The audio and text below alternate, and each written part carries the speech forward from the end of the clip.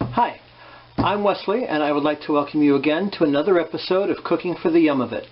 Today we are going to be making a raspberry brioche pudding, which is a nice way of saying a raspberry bread pudding. So let's get started. Okay, now the first thing we're going to do is, the recipe says to generously butter the inside of your crock pot. I've got about up to about 2 inches up off the side. I'll make sure I get that correctly measured. You know me, try to get it all as accurate as possible. Now I'm going to use about 4 tablespoons or half a stick of unsalted, make sure it's unsalted butter, to get my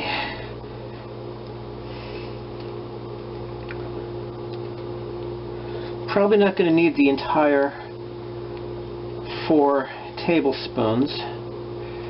Better to start with too much. Well, actually, I don't know how that metaphor is going to go, so let's just drop it. But let's get that generously buttered. Now, this recipe I am dedicating to my Aunt Kathy. Hi, Aunt Kathy, I hope you're watching.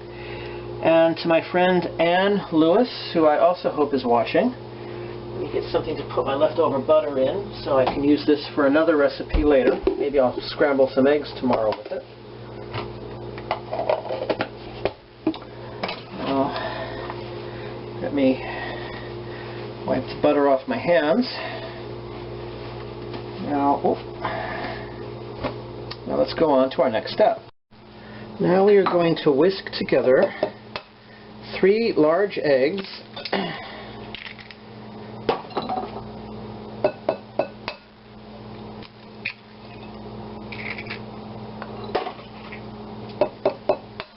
Now this is definitely not a diet dish, but it is going to taste so good. And 3/4 cups of sugar. Let's whisk that together.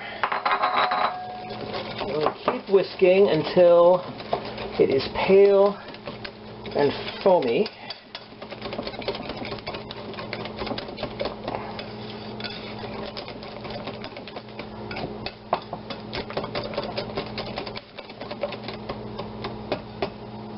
Okay.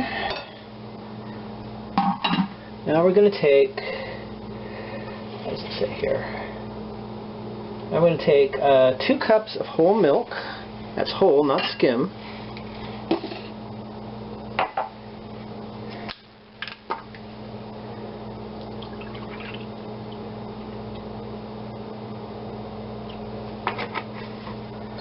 That's 1 cup.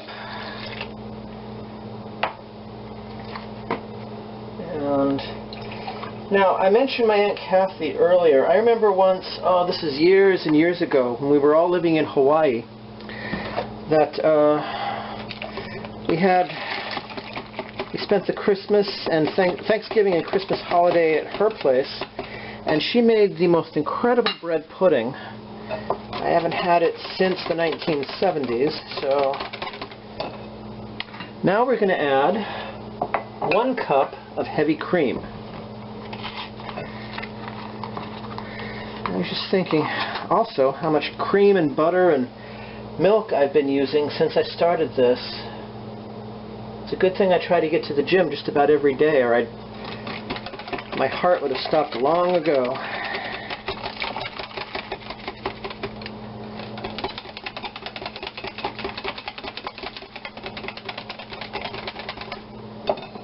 Okay. Now we are going to take, I need 1 teaspoon of vanilla extract, and as usual I forgot to get my teaspoons out in time, but that's okay. I never claimed to be a 4-star, even a 1-star, a 1/10 of a star chef. It's just something I do for the yum of it and the fun of it. I didn't remember though, because I was nearly out. I had enough left, but just in case, I made sure to buy some extra vanilla. Okay. Now, we go on to our next step, which is to get this stuff out of the way so I can reach my brioche breadcrumbs. Make sure we're in camera range. Now this is about 6 ounces of brioche. You can also use challah bread.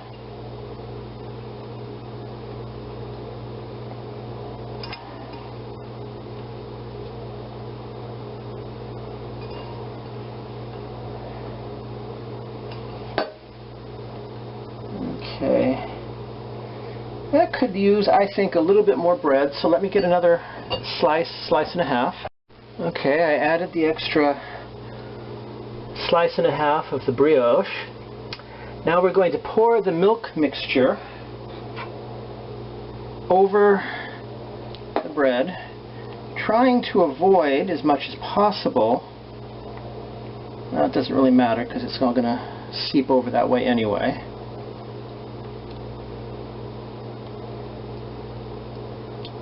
There we go. Now, we try to avoid the sides of the cooker, but that's not always going to be possible. Now, you're going to take, this is going to be my favorite part, because you take some, this is store-bought, yes it is. We're going to dot the surface of our bread pudding with 3/4 cups of raspberry jam. It's a very simple dish. It doesn't have a lot of ingredients, but it's not always the complex dishes that are the best. Sometimes it's the less complicated that are the better for it.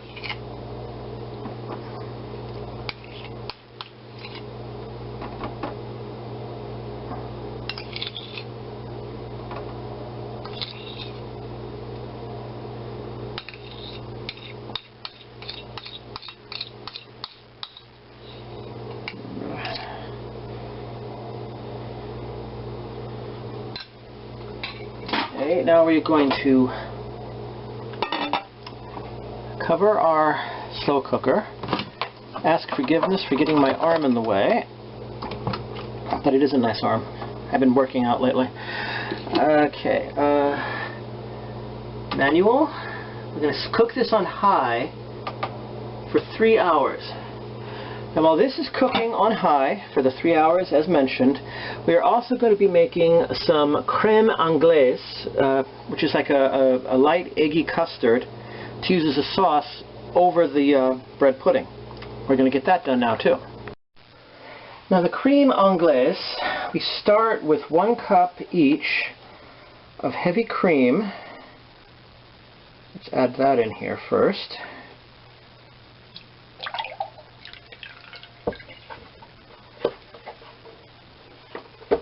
And 1 cup of whole milk.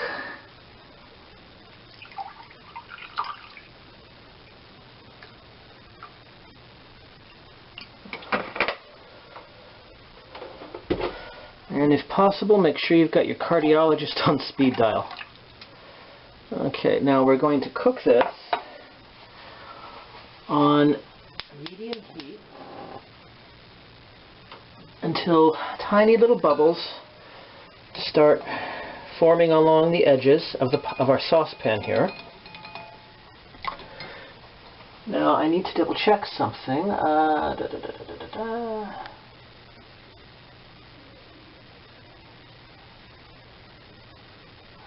Okay, and we're going to keep stirring this. Well, not continuously, but we're going to take a look at it now. Once this, the bubbles start forming along the sides, we're going to take it off the heat to prepare the next part of the creme anglaise. Sorry, I'm probably not saying it right anyway. And while we're waiting for that to happen, I'm going to put my cream and my milk back in the refrigerator. Because anyone who remembers knows I was always raised to believe that wasting food is a sin. Not exactly one of the 7 deadlies, but still pretty bad. Now, while we're waiting for that, we also need to get some of our other ingredients ready. Okay.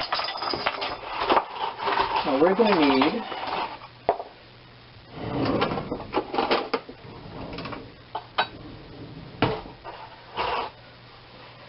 another bowl.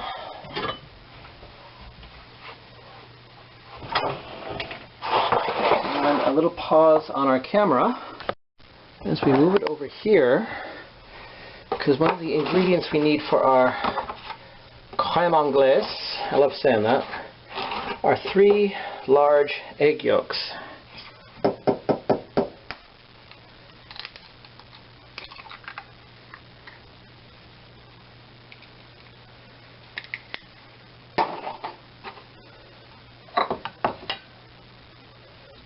One. You can save the egg whites and make a nice egg white omelette for breakfast tomorrow, maybe.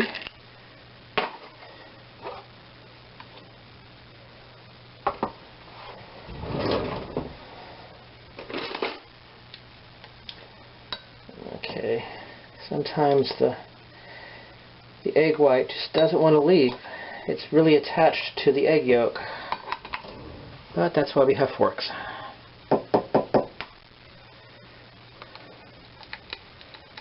Oh, dagnabbit. Oh. I'll get the rest of the egg yolk, egg shell out of there later. This egg yolk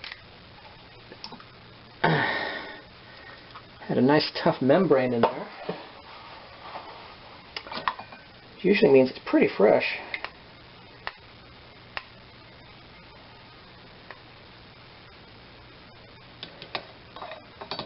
Okay, get our 3 egg yolks. Glance over at our... It's getting close. Let me stir this again real quick. Still no bubbles forming, but I think it is getting close. Now, I'm going to put my egg whites in the refrigerator after I take out the bits of egg shell that got in there. Ugh. So slimy.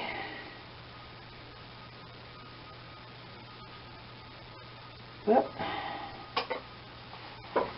eventually it will all be worth it.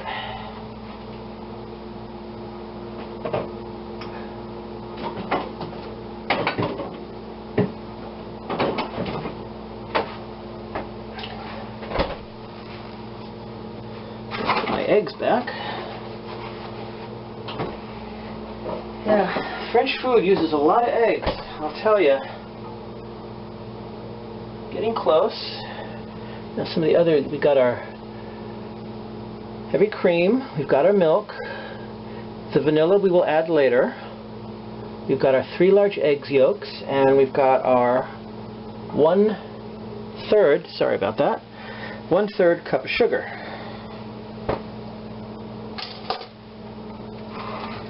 Let's move this over here. Okay, it's just about there. A little bit more. Okay, yeah, I think that's it. Now what we do now is we take the saucepan off the burner, turn off the burner because we want to stay safe, and we're going to whisk together after we position everything as well as we can. Sorry about that. I thought this position would work, but it didn't. So we adapt. We whisk in our 3 egg yolks with our 1/3 cup of sugar.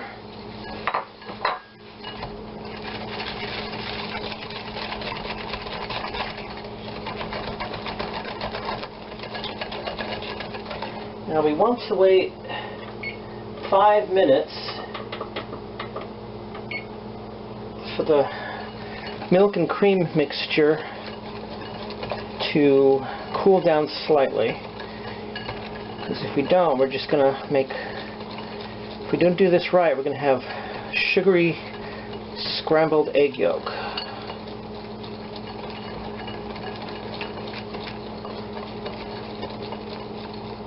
So, yeah, that looks pretty good actually.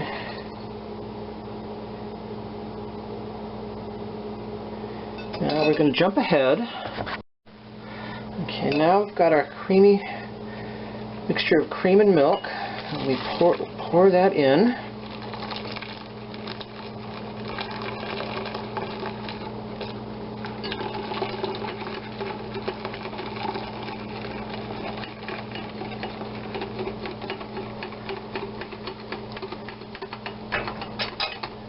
A little bit spilled off to the side, but that's okay.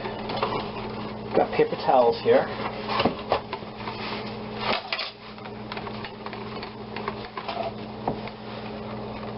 And next we're going to add 1½ teaspoons of our vanilla extract. I use pure vanilla. I do not use imitation. But if you prefer imitation, that's fine. There we go. Put the cap back on.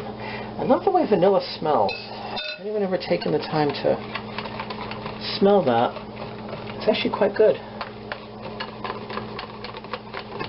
Reminds me of all the baking and cakes and cookies that my grandma used to make.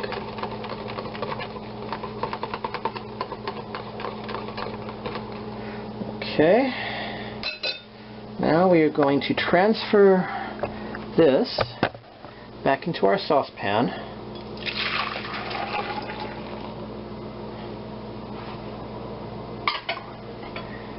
And we're going to cook this on a very low heat until we start to see steam appear, wisps of steam, and our spoon becomes coated as we stir. See? Not coated yet. Now, a friend of mine does a version of this but without eggs. It's a lemon curd he makes, and I'm going to try making that one day. I don't know how well lemon curd would go with the raspberry brioche pudding, but if you think it would go, well, leave me a note in the comments. I'd love to know what you think. You have to constantly stir this, and you don't want to let it come to a boil or cook it on too high a heat, or it will curdle, and you don't want that. You want a nice creamy sauce. Now after this is done, we're going to let it chill in the refrigerator for about 2 hours, although according to the book it can last in your refrigerator covered in a nice airtight container for about 2 days. So this is something you can make in advance if you want, or you can make it just as something to dip cookies or other desserts in, whatever you want.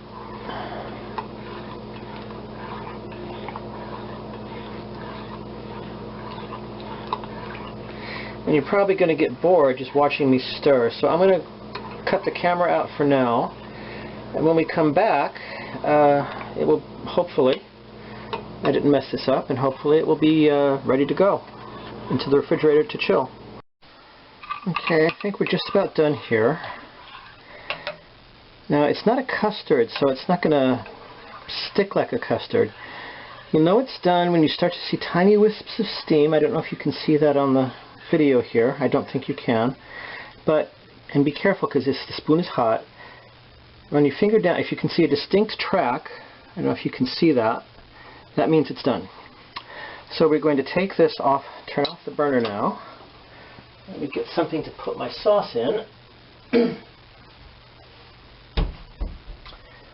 One moment. Okay, we're going to carefully pour this into our lovely container here.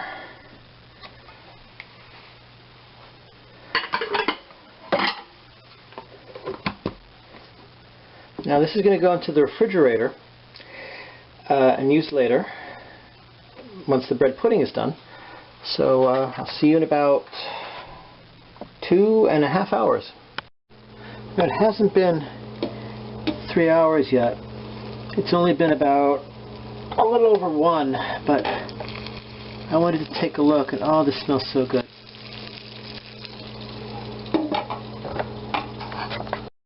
We've got about 15 minutes until our 3 hours of cook time is up. I'm going to take a little look at what we've got here. It says, the book says 3 hours, or no. I think, oh, it does smell fantastic though.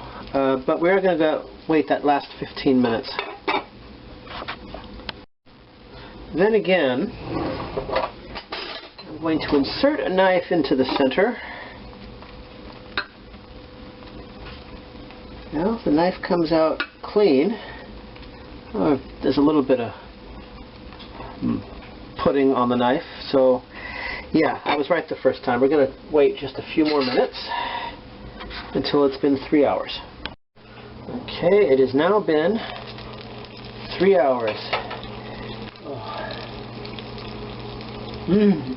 That smells fantastic. Now we're going to take some of the bread pudding. Just look how wobbly that is. That is so beautiful.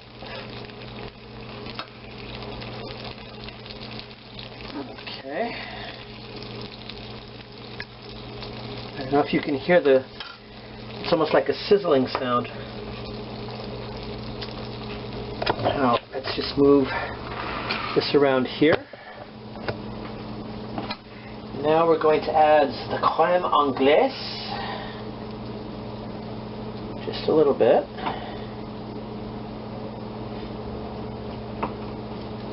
Now we are going to garnish. This part is completely optional, but it looks so good in the cookbook. I'm going to do it too. We're going to garnish it with some fresh raspberries. Now, my favorite part of every episode, I'm going to eat. Okay, let's see how this tastes.